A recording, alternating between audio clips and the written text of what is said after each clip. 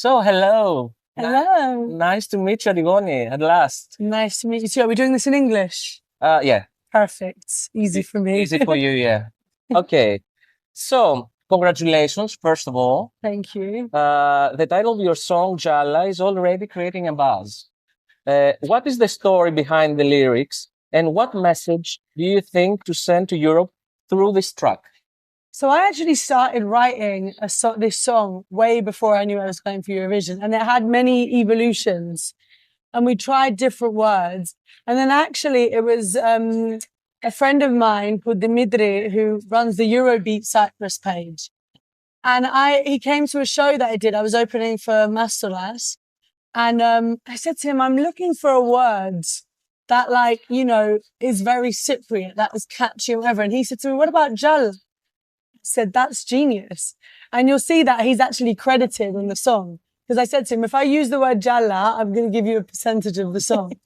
So that was how the title came around. But the vibe of the song that I wanted to create was Gefi. I wanted a song that wasn't a romantic song. It wasn't a sad song. It was a happy, joyful, dancing song. Yeah, I wanted a song that reminds me of what Cyprus is. And Cyprus for me is family, it's happiness, it's music, it's food. And, that's the kind of thing. You always want Jalla, you always want more. It's a very Cypriot word. And, we wanted to create a song that all generations could enjoy. That's why in the music video, you see my Ayam Bapur in the video. Oh, yeah. And then you see kids in the video. It's a song for all generations.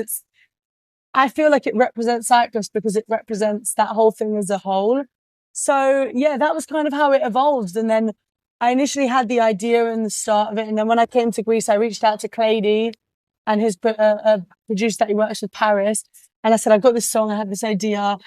I want it for Cyprus Eurovision. And we've been, are you going for Cyprus? And I said, I don't know. I'm trying. So we even finished it with Clady. We started it with Clady before. So it was I felt like it was meant to be. So before the announcement? Before the announcement, oh, yeah. Nice. You are known for blending modern pop with your Greek Cypriot roots and the bouzouki.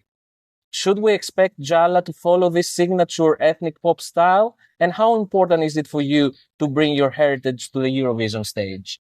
It's so important to me. Like you mentioned, in all my music, that's something that I do. I incorporate the bouzouki and certain elements that are Greek and Cypriot into my music that is pop and predominantly English.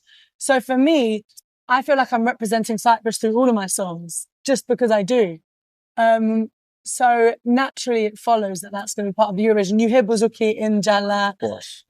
You hear very ethnic sounds. A lot of elements. Totally. And it's just, that's who I am. That's my authenticity. So it's only natural to proceed with that for Eurovision. Awesome. So Eurovision is a visual competition as much as a musical one. Mm-hmm. Have you started discussing the staging for Jalla? Will it be a high energy dance performance or something more focused on the musicality? I think you're definitely going to see a high energy dance performance. I'm working with Sasha Jean-Baptiste, who did Fuego, and she's amazing. Her team are like really girl power, like strong team. She just recently presented like the initial idea to me, and it's amazing. So I'm going to start my rehearsals with them soon. Everything's going to evolve, but I think you're going to be happy. Is there a word that you can give us? Jan. So we want more.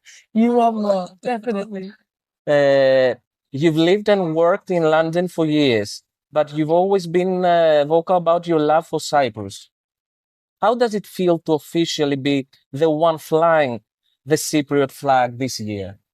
I get emotional every time I think about it because it's a dream that I've had since I was a kid, really, to represent Cyprus in the Eurovision. It's like something that I've always wanted to do. So sometimes I'm still like pinched me like, oh, it's actually happening. But I think it's a really good thing because it reminds me to enjoy myself.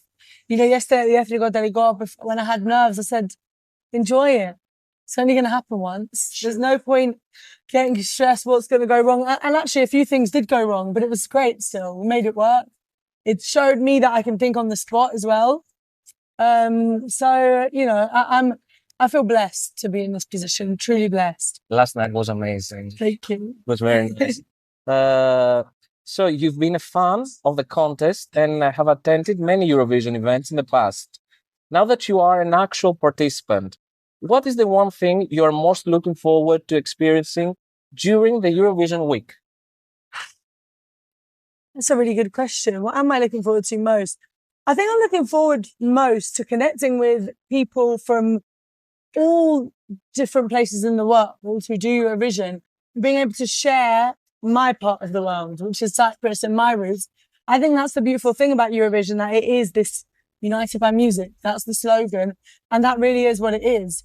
So I think, to teach people about my culture and to learn about theirs and just to connect with people, that's probably one of the things that I'm most looking forward to. So, and last but not least, the members of Infe Greece have been following your journey for a long time. Thank you. What is your message to our fans in Greece and Cyprus who are already supporting you on the road to the final? My message is thank you for believing in me even before I knew I was going to get to go. The support from people like you guys definitely gave me that boost to just keep pushing, keep doing it. Thank you. And let's do this together. Yeah, let's do it. You have our support. Thank you. Καλή επιτυχία. Ευχαριστώ πάρα πολύ.